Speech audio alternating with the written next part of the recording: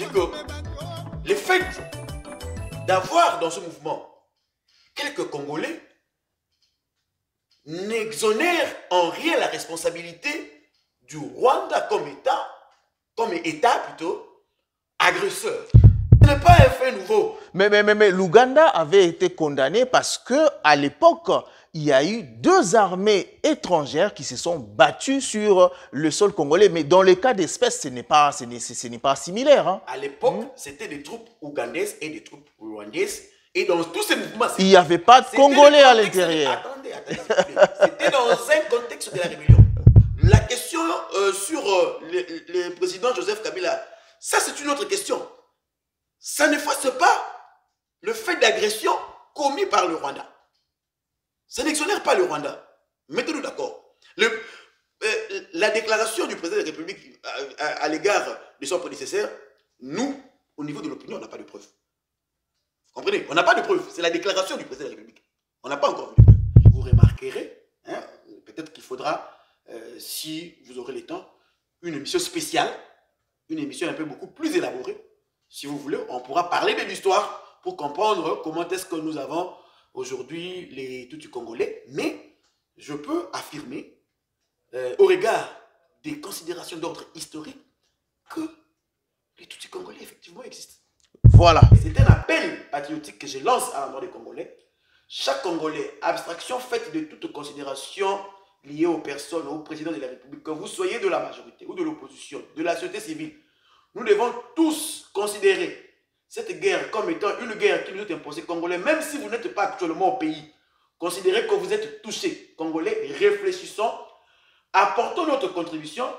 Et moi, je suis en train de le faire d'une manière ou d'une autre.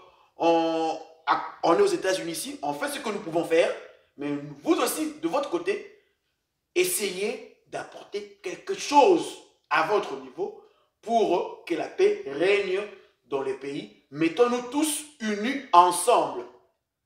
Mettons-nous tous unis ensemble. Nous n'avons qu'un seul patrimoine commun, c'est le pays, c'est le Congo qui nous unit.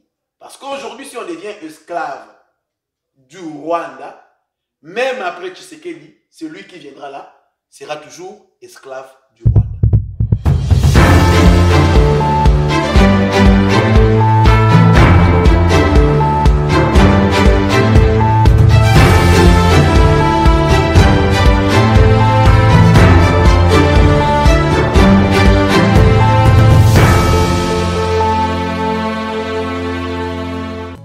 Allez, mesdames, mesdemoiselles et messieurs, chers téléspectateurs, bienvenue dans ce tout nouveau numéro de votre magazine.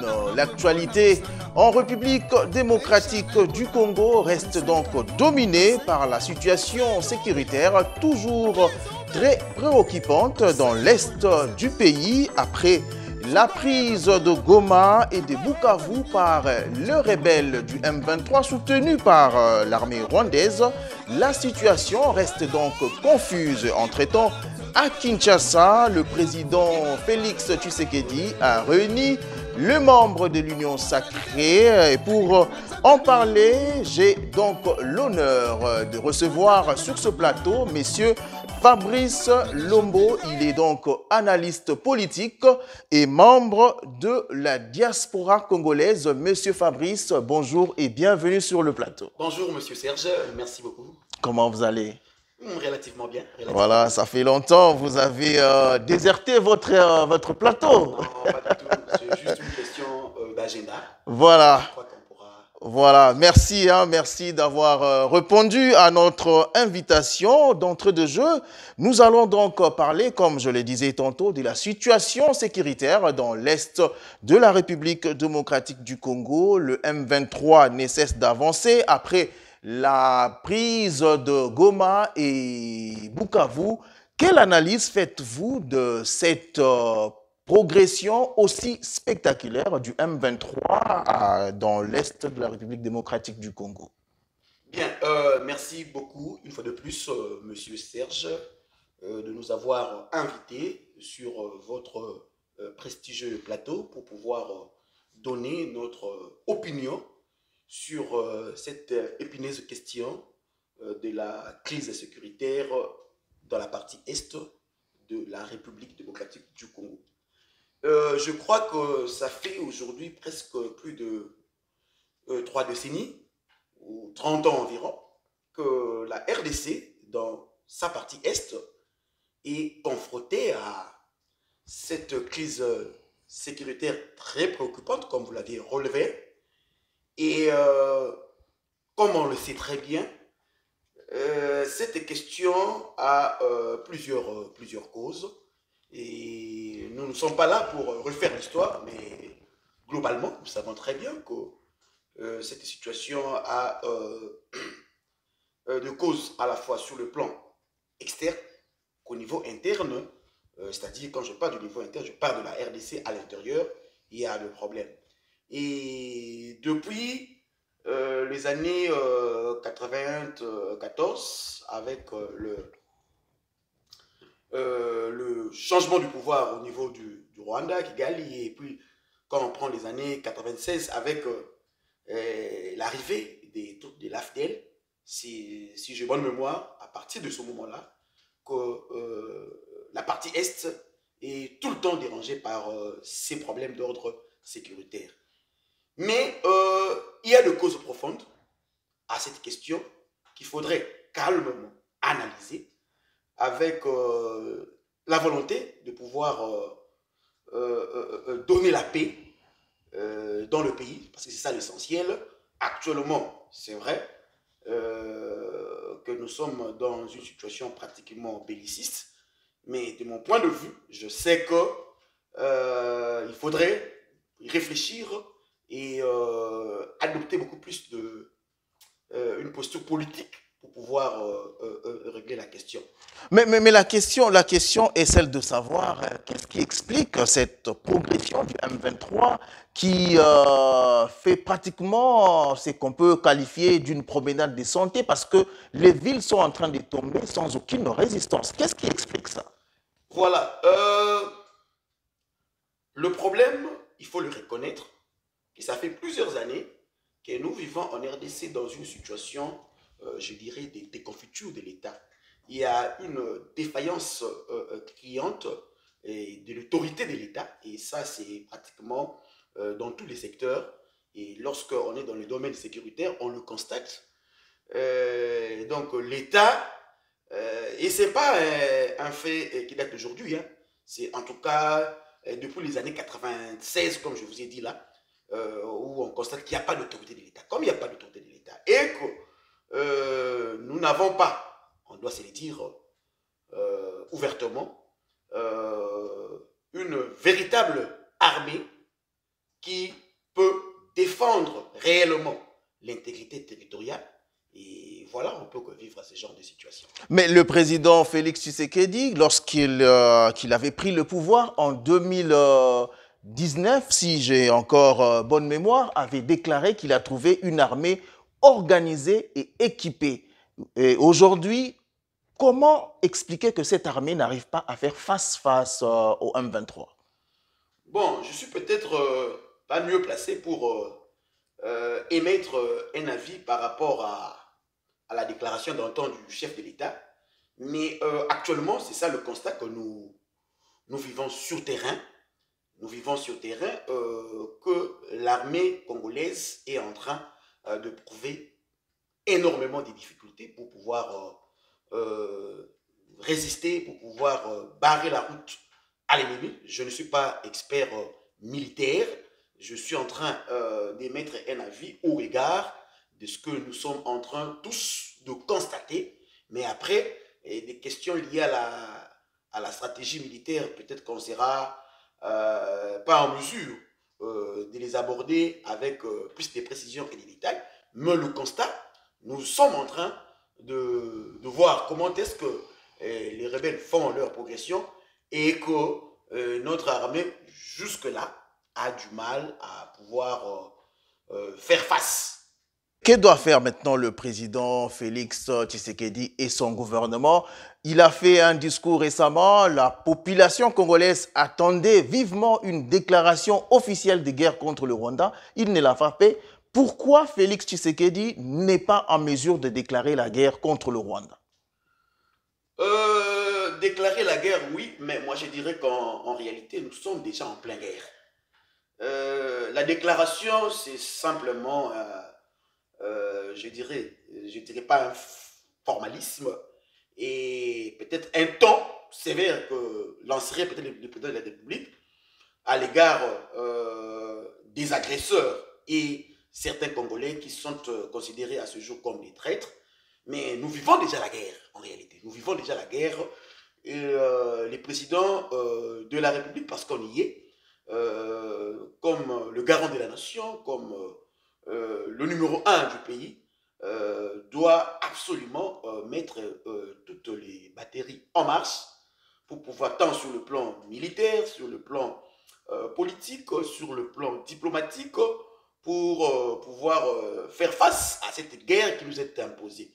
Donc, déclarer la guerre, oui, c'est simplement une procédure prévue par notre constitution, mais moi je considère plutôt qu'on est déjà dans une situation de guerre, une guerre qui nous est imposée, et on doit plutôt nous armer sérieusement pour faire cette guerre et sur tous les plans. Au stade actuel, lorsque vous analysez la situation avec cette progression spectaculaire des rebelles du M23, est-ce qu'on peut espérer renverser la vapeur? Je dirais oui, parce que rien n'est encore perdu. C'est vrai qu'il y a certaines grandes villes, à l'occurrence la ville de Goma et la ville de Bukavu, qui sont actuellement sous contrôle des rebelles.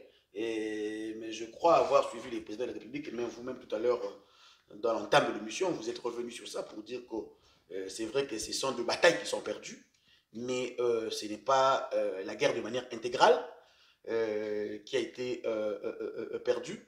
Donc il y a toujours moyen de pouvoir renverser la situation. Et je suis en train d'y croire, et surtout avec des efforts au niveau diplomatique qui est en train d'être mené ces derniers jours. Je crois que par tout le moyen, il y aura toujours une solution. Alors, vous avez parlé du volet diplomatique. On a vu certaines organisations internationales sanctionner le Rwanda. Est-ce que les sanctions contre le Rwanda vont faire quelque chose? Voilà.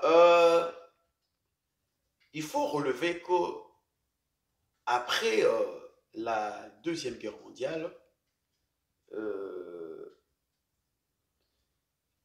les puissances, ou bien sûr je dirais le vainqueur de la Deuxième Guerre mondiale, ont finalement décidé de mettre en place une organisation qui devrait en principe jouer le rôle du gardien de la paix dans le monde. Je voudrais parler de l'Organisation des Nations Unies, donc l'ONU, qui est une organisation à vocation universelle qui travaille et qui milite pour la paix. Alors, les sanctions qui viennent d'être adoptées, d'abord avant de parler de la résolution, de la récente résolution du Conseil de sécurité des Nations Unies, vous avez suivi qu'au niveau des États-Unis, il y a eu un certain nombre de sanctions ciblées à l'égard d'un certain nombre de responsables qui sont considérés comme des personnes qui sont à la base de la situation de l'insécurité que vivent nos compatriotes de la partie Est. Un officiel rwandais a été sanctionné. Et je crois le porte-parole du mouvement rebelle M23 a été également sanctionné. Et je pense que les sanctions doivent être considérées, doivent être inscrites dans un angle de pression.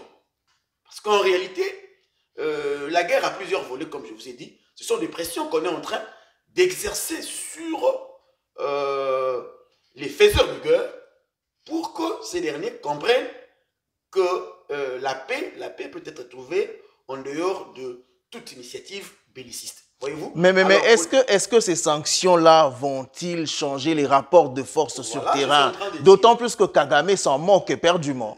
Non. Alors, il faudrait faire la différence entre la déclaration d'un officiel et la réalité. Parce qu'on est dans une situation de guerre diplomatique. Un officiel peut faire une déclaration, mais la réalité peut également être autre chose. Si c'est une question simplement de moquerie, comme vous l'avez dit, mais je ne peux expliquer en ce moment le communiqué le communiqué officiel du Rwanda en réaction à ces sanctions. Quand il parle, par exemple, des sanctions injustes et infondées, et que les sanctions ne sont pas de nature à apporter la solution au problème. Voyez-vous? C'est-à-dire que c'est déjà une réaction qui dérange. Les sanctions sont des pressions, mais il y a également le Conseil de sécurité qui a pris une résolution importante dernièrement, une résolution qui condamne formellement le Rwanda, une résolution qui a été adoptée à l'unanimité de tous les membres, qui condamne formellement le Rwanda et qui demande au Rwanda de retirer ses troupes du territoire de la RDC. Toutes les causes, c'est une résolution. Et la résolution a ce qu'on dit en droit international, elle est contraignante. Elle produit des effets erga omnes, c'est-à-dire opposables à toutes les parties qui se reconnaissent être membres des Nations Unies. La question maintenant, c'est comment assurer la mise en œuvre de cette résolution. Parce qu'à un premier moment, il peut y avoir une autre réunion pour l'évaluation de la mise en œuvre de cette résolution. Alors, si on constate que dans la pratique, la résolution souffre de son exécution, le Conseil peut toujours se réunir parce qu'il y a tout un chapitre 7 qui prévoit le mécanisme par lequel le Conseil de sécurité peut intervenir par voie de contrainte, y compris la voie de la force. C'est prévu dans la Charte des Nations Unies, spécialement en son chapitre 7. Jusque-là, on n'en est pas encore là. Mais il y a toujours le moyen. Donc, on commence progressivement. Et à l'égard de la RDC, c'est une belle avancée diplomatique. Vous avez suivi le président du Congo-Brazzaville récemment qui a déclaré que les sanctions n'ont jamais résolu le conflit ou encore n'ont jamais fini une guerre. Est-ce que vous pensez vraiment que ces sanctions-là auront un effet, un impact sur le terrain?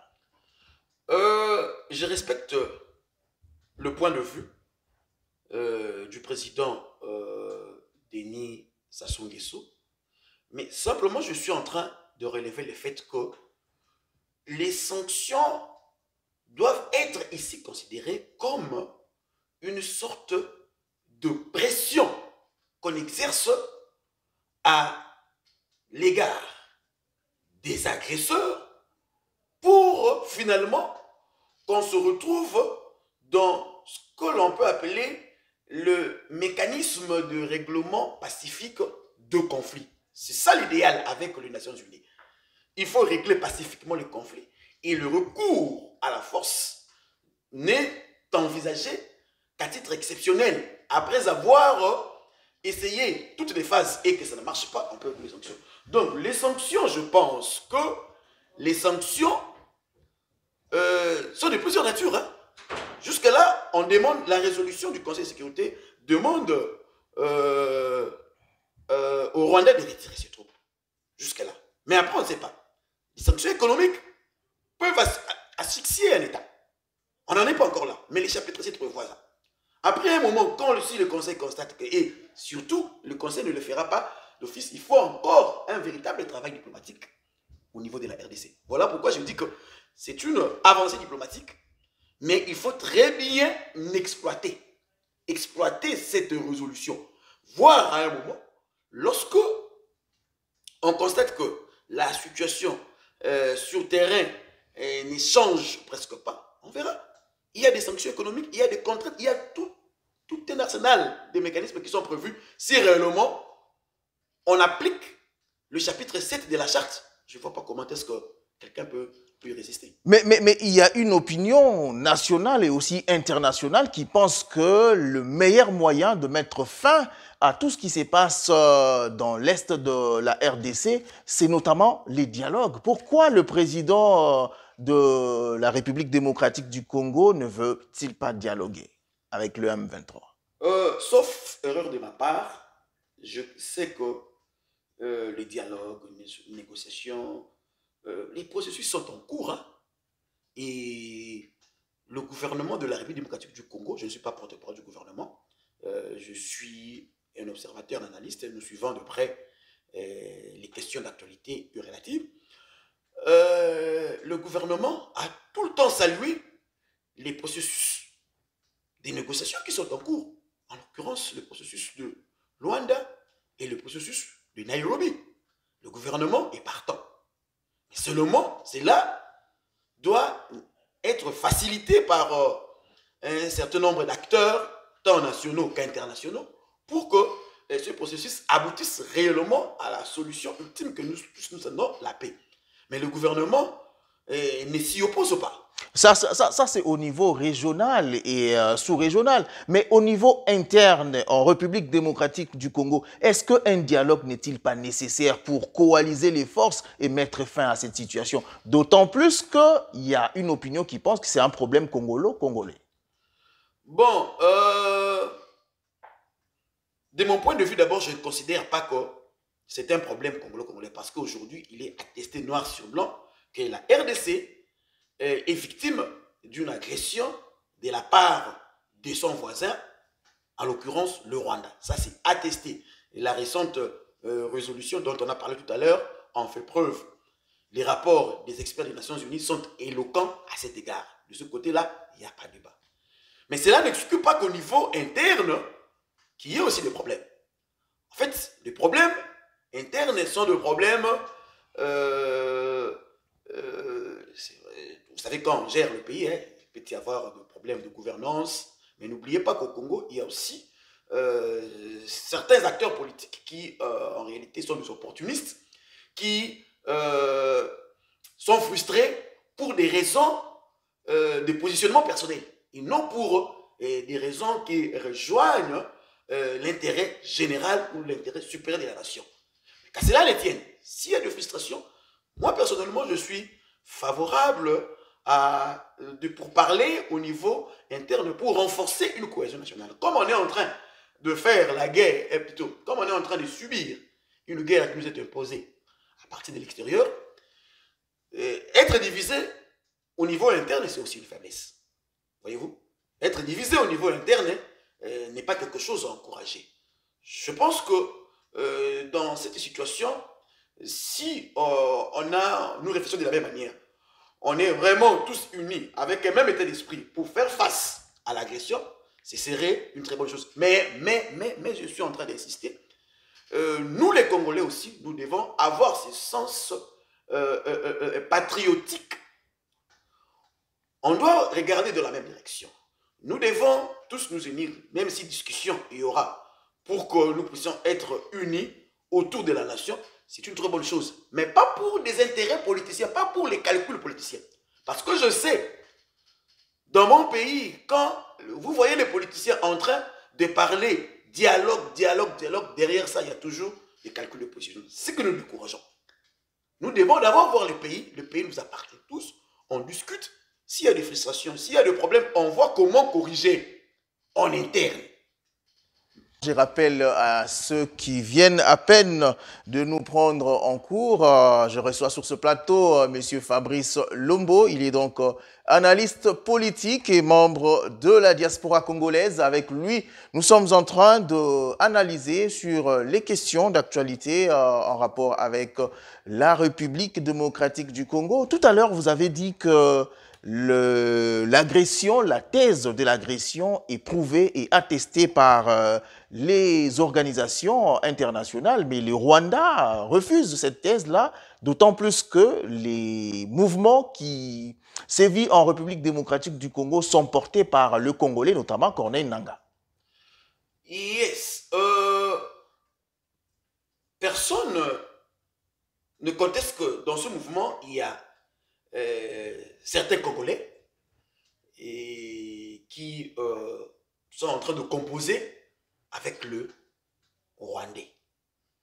Ça signifie que le fait d'avoir dans ce mouvement quelques Congolais n'exonèrent en rien la responsabilité du Rwanda comme État plutôt, agresseur. Parce qu'il est prouvé que ses troupes sont sur le sol du Congolais. Lui ne peut nier jusqu'à la fin. C'est comme si on était dans un procès. Dans un procès, quelqu'un qui est accusé, même quand le juge rend sa décision, le juge rend une décision, on condamne X. Mais X va toujours continuer à nier, même devant les évidences. C'est son droit de nier, mais nous, on s'en tient aux évidences qui nous sont présentées. Et ce n'est pas la première fois. Rappelez-vous, il y a quelques années, et à l'époque, c'était et le Rwanda et l'Ouganda. La Cour internationale de justice avait condamné l'Ouganda pour les faits d'agression en RDC. Si le Rwanda n'a pas été condamné en son temps, c'est simplement parce que le Rwanda n'a jamais reconnu la compétence de la Cour internationale de justice, n'a jamais fait une déclaration, parce que c'est ça le système, dans le principe du fonctionnement de la Cour. Le Rwanda n'a jamais reconnu cette compétence de la Cour internationale de justice. Voilà pourquoi la Cour s'était déclarée en son temps incompétente à l'égard du Rwanda. Mais l'Ouganda avait été condamné. Donc, ce n'est pas un fait nouveau. Mais l'Ouganda avait été condamné parce qu'à l'époque, il y a eu 2 armées étrangères qui se sont battues sur le sol congolais. Mais dans le cas d'espèce, ce n'est pas similaire. Hein. À l'époque, c'était des troupes ougandaises et des troupes rwandaises. Et dans tous ces mouvements... Il n'y avait pas de Congolais à l'intérieur. Attendez. C'était dans un contexte de la rébellion. Il y avait le MLC à l'époque. Et de l'autre côté, il y avait les RCD. C'était bel et bien dans un contexte de la rébellion, mais il y avait des Congolais. Deux armées étrangères qui se sont battues. Aujourd'hui, à ce jour, il y a le troupe rwandais, c'est prouvé, non? C'est ça la question, non? En vertu de quel principe on peut aujourd'hui justifier la présence des troupes rwandaises sur le sol du Congolais? C'est ce qu'on appelle l'agression. Lorsque le président de la RDC, Félix Tshisekedi, dit dans une interview qu'il a donnée à Munich, je pense en Allemagne récemment, il dit que c'est Joseph Kabila qui est derrière le M23 et l'AFC. Cela ne vient-il pas balayer la thèse de l'agression?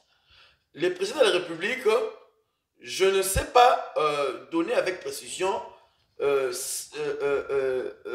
fait, je ne sais pas commenter avec plus de précision, parce que le président de la République, en faisant cette déclaration, certainement qu'il a les éléments. Moi, je ne suis pas en position d'éléments sur base desquels le président de la République... Mais lorsque lui, qui est la personne la mieux informée de la République, dit ça, est-ce que sur le plan international, cela ne vient pas mettre de doute sur la thèse que vous développez de l'agression? Ça ne peut pas mettre de doute, parce que ça, c'est une autre question. La question du Rwanda, de l'agression rwandaise, est confirmée, comme je suis en train de le dire, par d'innombrables rapports des experts des Nations Unies et les témoignages, surtout les témoignages des gens qui sont sur terrain. Voyez-vous? Donc, le président de la République peut malencontreusement ou bien à juste titre citer le nom de son prédécesseur, le président Joseph Kabila. Mais cela n'enlève en rien la responsabilité, je répète encore, la responsabilité du Rwanda à partir du moment où il existe des preuves. La responsabilité du Rwanda, oui, mais la thèse de l'agression vient d'être balayée. La responsabilité du Rwanda, ça signifie quoi? Ça signifie que le fait pour le Rwanda d'avoir ses troupes sur le sol de la République démocratique du Congo en train de combattre, c'est ce qu'on appelle déjà, c'est ça l'agression. Alors, la question sur le président Joseph Kabila, ça c'est une autre question. Ça n'efface pas le fait d'agression commis par le Rwanda. Ça n'exonère pas le Rwanda. Mettez-nous d'accord. La déclaration du président de la République à l'égard de son prédécesseur, nous, au niveau de l'opinion, on n'a pas de preuves. Vous comprenez? On n'a pas de preuves. C'est la déclaration du président de la République. On n'a pas encore vu de preuves. Mais pour le Rwanda, les faits sont documentés, mon cher frère. Les faits sont documentés et vous pensez que le Conseil de sécurité qui a pris cette résolution à l'unanimité, c'est sans éléments. Vous savez que le Conseil de sécurité pour voter une résolution, n'a pas besoin de la voter à l'unanimité, sauf pour les membres permanents, les 5 membres permanents que nous connaissons bien. Mais pour les autres pays, il suffit d'avoir 9 voix sans qu'il y ait un droit de veto exercé par les membres, un des membres permanents, la décision passe. Mais ici, dans le cas d'espèce, la résolution a été adoptée à l'unanimité, y compris les A3, les pays africains, la Sierra Leone, l'Algérie et la Somalie. Et vous avez suivi la réaction du représentant permanent du Rwanda au Conseil de sécurité par rapport à ça. Il a parlé des intimidations dont feraient face certains pays africains pour voter. Bon, ça c'est sa déclaration, ça n'engage que lui.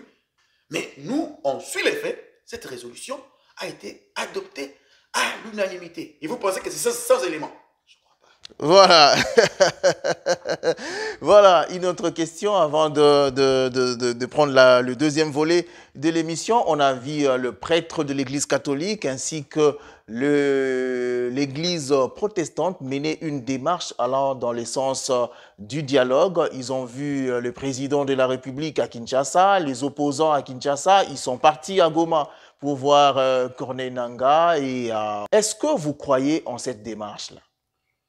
Bon, en ce qui me concerne, je considère que c'est une initiative à saluer, parce que tout à l'heure, nous venons d'en parler.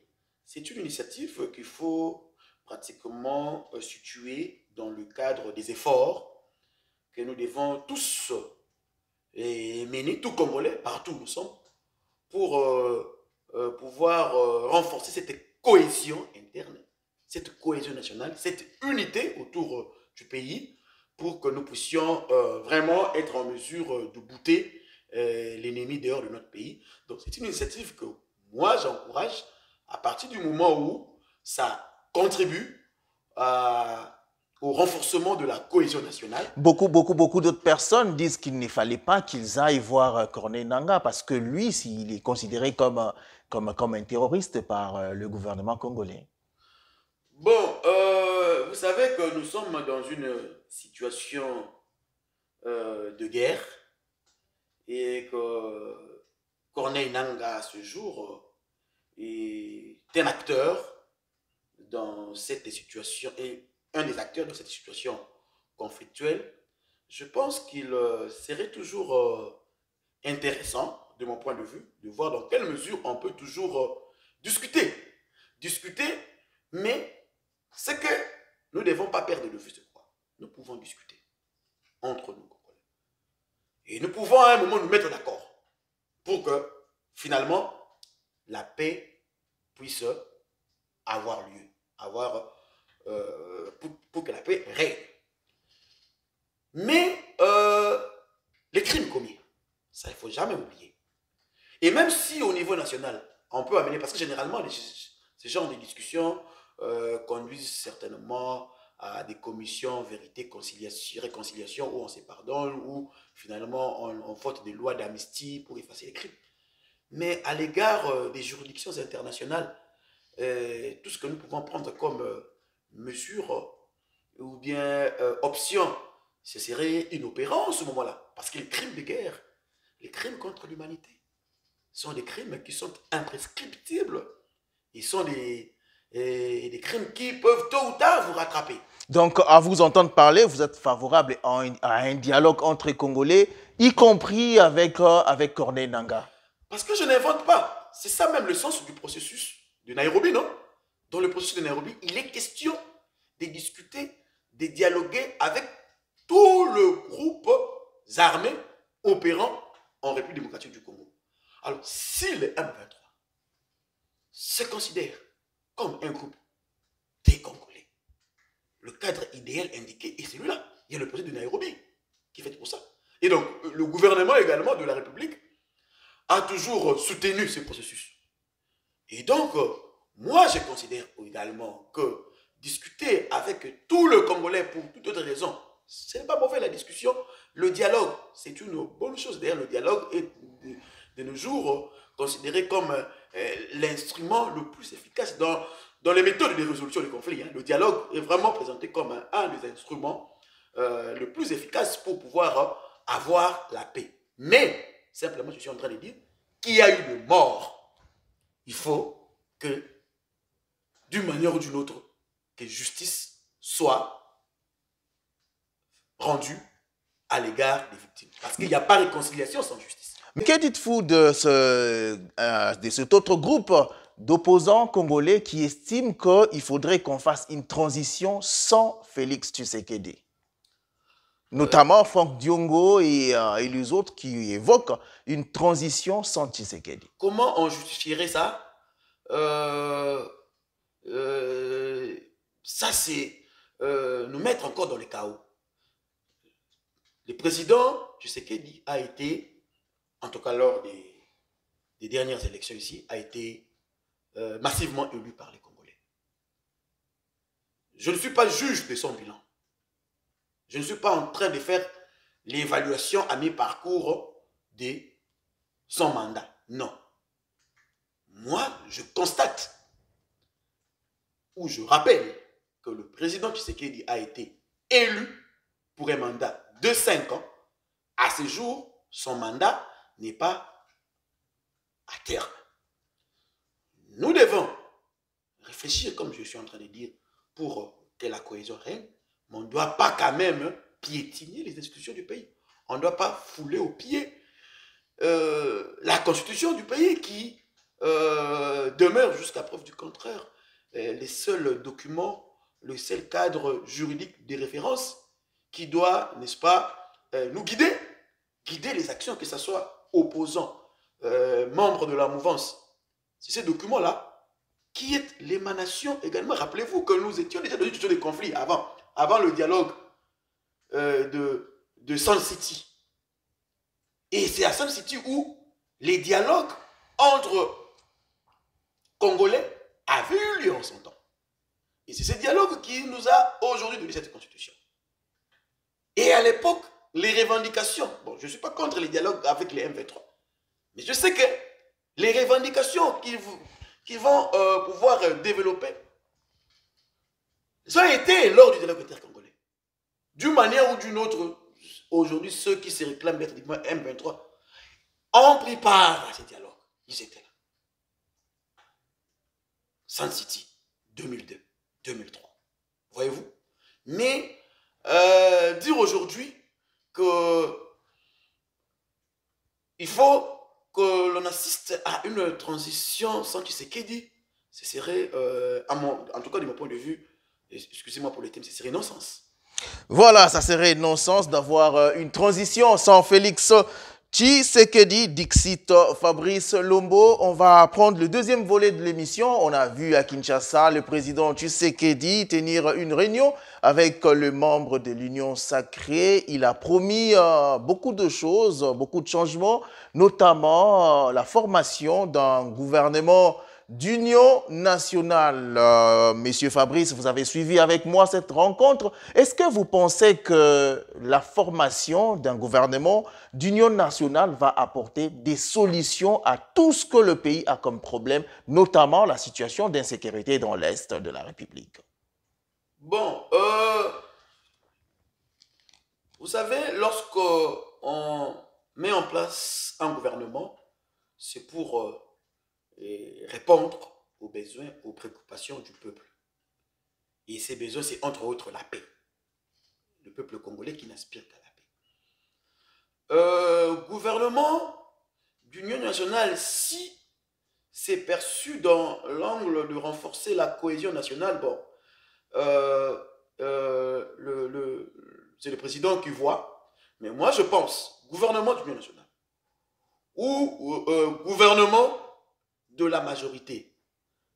Tant que ce gouvernement n'est pas formé avec ou n'est pas composé par des personnes capables de travailler réellement pour le besoin du peuple, tant que ce gouvernement ne sera pas composé de personnes qui En le sens, je reviens sur le patriotisme parce que vous avez suivi le président de la République, lui-même a parlé de la traîtrise interne.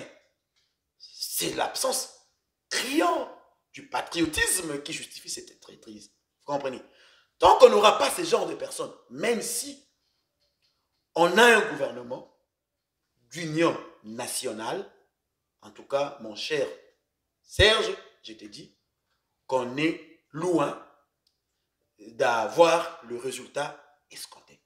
Donc, pour ma part, gouvernement d'union nationale ou gouvernement de la majorité, et comme c'est le cas actuel, il suffit simplement que les personnes qui composent ce gouvernement travaillent réellement au service du peuple et qu'il y ait bonne gouvernance. C'est ça le vrai problème de notre pays. Qu'il y ait bonne gouvernance, qu'on travaille vraiment pour la patrie, qu'on défende la patrie, c'est ça la solution. Encore que dans le gouvernement d'Union nationale, ma crainte serait encore quoi? Vous avez des anciens opposants qui participent au gouvernement. Est-ce qu'ils sont là pour travailler ou bien c'est une occasion pour eux de pouvoir se renforcer financièrement parce qu'en ce moment-là, ils sont dans le gouvernement, ils sont en train de voir dans 2-3 ans, il y aura d'autres élections. Il faut chercher le positionnement. Vous savez qu'en Afrique, même pas en Afrique, partout, on ne peut pas compétir dans une bataille électorale sans moyens financiers. Alors, quand on est dans le gouvernement, c'est aussi une occasion pour certains de pouvoir se ressourcer un peu financièrement pour pouvoir faire face aux enjeux électoraux prochains. Voyez-vous? Alors, je suis un peu hésitant, mais si la cohésion nationale passerait par cette voie, ça va, mais pourvu que l'intérêt supérieur de la nation soit mis en exergue avant toute autre question. Voilà, mais si jamais il y a ce gouvernement d'union nationale se mettait en place, quelles sont les personnalités politiques que vous, personnellement, vous aimeriez voir dans ce gouvernement? Malheureusement, cher Serge, moi je n'aime pas aborder les questions de manière subjective. Moi, je crois que ce n'est pas la première fois d'être sur un plateau de télévision avec vous. Et je crois que ce n'est pas non plus la première fois que vous me posiez des questions allant dans ce sens. Moi, j'aime plutôt réfléchir... Répondez à la question, monsieur Fabrice. J'aime toujours rester dans le cadre d'un profil idéal, les critères des personnes qui peuvent réellement travailler pour le peuple. Vous voyez? Les personnalités, bon, je ne suis pas divin pour savoir... Vous n'êtes pas divin, mais si aujourd'hui le président Tshisekedi vous demandez conseil, quels seraient les noms que vous proposerez au président? Moi, je donnerai des critères au président de la République et généralement mes critères s'orientent vers les critères liés à la compétence technique et aux valeurs morales, surtout les valeurs morales dans notre pays. Sont des critères très importants pour pouvoir travailler avec les bonnes personnes. Et après, s'il s'agit maintenant de citer le nom de personne, là, en fait, c'est le travail des services. Vous savez que les présidents, comme vous l'avez dit, c'est la personne qui est la mieux informée parce que le président a des services, tout comme ça. Au niveau des services, il y a des fiches, des personnalités, non? Ils savent à travers les fiches, proposer au président de très bonnes personnes. Que diriez-vous si aujourd'hui le président jetait son dévolu sur Martin Fayulu comme Premier ministre de ce gouvernement? Bon, une fois de plus, je vous dis que Martin Fayulu, c'est un acteur très important dans la sphère politique congolaise.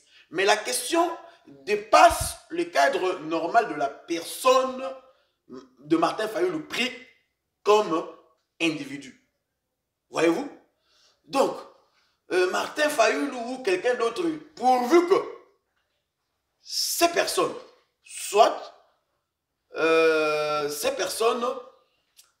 remplissent un certain nombre de critères et au regard de tout ce que le président a comme moyen, il doit vraiment faire un travail véritable de, comment on appelle ça en jargon technique, le terme m'échappe, peut-être que ça viendra plus tard, mais on doit vraiment checker, si vous voulez, et ces personnes, pas de nomination fantaisiste, pas de nomination fantaisiste de personnes au regard vraiment d'un certain nombre de critères, vérifier est-ce que cette personne répond à tel critère, est-ce qu'on peut vraiment compter sur cette personne, est-ce qu'elle a un passé irréprochable, donc tout ça.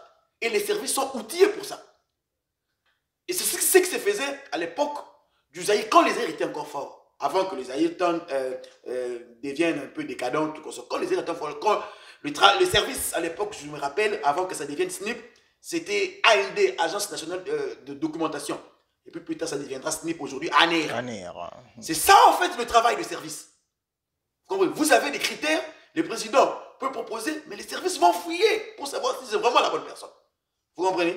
Donc, une fois de plus, je reviens sur ce que je disais, que moi, je n'aime pas vraiment centrer mes réflexions sur les individus, mais plutôt de manière objective, voir comment on peut, sur base des critères objectifs, marier maintenant ces critères à des personnes qui sont proposées et voir si ces personnes peuvent travailler pour le pays. Voilà, l'histoire étant une répétition perpétuelle, lorsque vous prenez la situation aujourd'hui avec l'insécurité dans l'est de la République démocratique du Congo, la progression du M23, les gouvernements d'union nationale en perspective à Kinshasa, comparé à ce qui s'est passé en 1997, est-ce que vous semblez dire que l'histoire se répète? Pas forcément. C'est vrai qu'on peut y dégager quelques similitudes, mais il y a beaucoup d'éléments divergents. Déjà, en 1996, on assiste à un président de la République, le président Mobutu de l'époque, déjà affaibli, presque vomi par la population, je dirais, avec une opposition interne forte, avec l'UDPS de l'époque, avec lui-même le vieux Étienne Tshisekedi, et on était hors de tout contexte démocratique. Rappelez-vous qu'il y avait eu fermeture de la CNS, Conférence nationale souveraine, et parce que c'est cette voie-là qui devait nous amener à la démocratie. Il y a eu fermeture, on était vraiment dans un contexte non démocratique.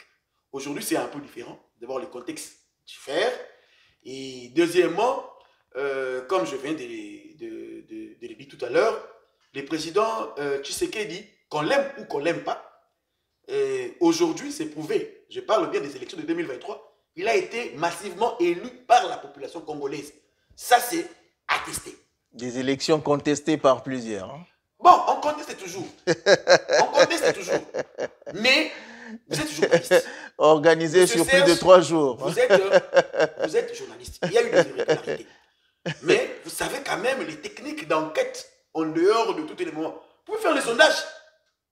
Le sondage de l'opinion sur le terrain. Vous allez voir. Je suis objectif, je suis neutre, comme je vous l'ai dit, quand je fais ces genres d'analyse. Ça, c'est vous qui les dites. Hein? C'est vous qui les dites. En tout cas, en toute conscience, j'aime que c'est tranquille. En 2018, j'étais sur terrain, au Congo. On pouvait encore discuter sur les résultats de 2018. Mais en 2023, faites le sondage, vous êtes journaliste. Si vous ne voulez pas vous fier aux résultats proclamés par la CENI, hein, vous voulez faire le sondage partout, même ici aux États-Unis.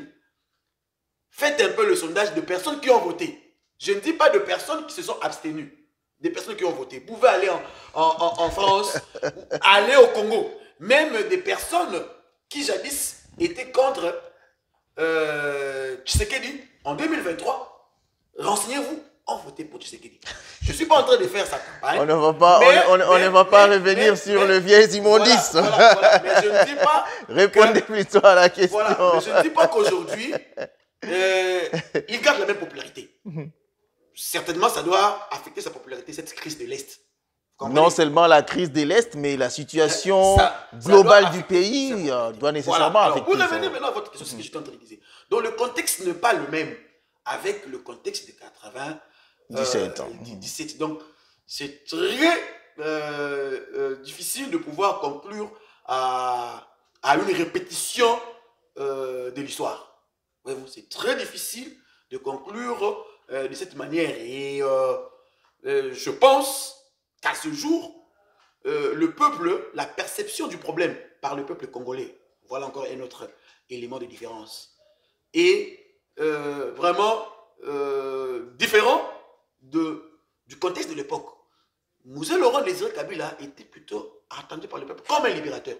Mais aujourd'hui, le peuple congolais voit à l'arrivée du M23 l'agression des Rwandais. On voit que le Rwanda vient nous imposer sa suprématie, sa domination sur notre sol. C'est ça la perception du Congolais, d'une manière générale. Voilà, nous sommes arrivés à la fin de cette émission, mais avant de se séparer, dernière question, Monsieur Fabrice Lombo, est-ce qu'il existe-t-il de Tutsis congolais en République démocratique du Congo? Une très bonne question. Ça me rappelle mon cours d'histoire en 4e, 5e année primaire. Et je sais toujours quand on nous enseignait, parlant du peuple, on nous dit que non, voilà, le peuple zaïrois de l'époque, on dit qu'il est composé des Bantous, des Soudanais et des Nilotiques. Ça, on nous a enseigné. Et c'est resté gravé dans ma mémoire comme tel. Et les Nilotiques, c'est justement qu'on appelle les Tutsis congolais. Nous avons appris cela dès le bas âge. Et quand vous interrogez également l'histoire pré-coloniale, l'histoire coloniale, vous remarquerez, hein, peut-être qu'il faudra, si vous aurez le temps, une émission spéciale, une émission un peu beaucoup plus élaborée.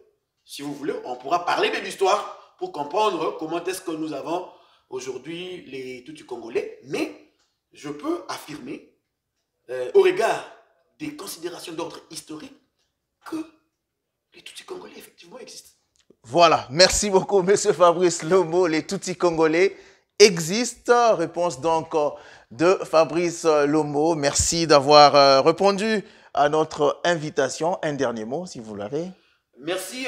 Pour les derniers mots, je voudrais en ces instants m'adresser à tous les Congolais partout où nous sommes.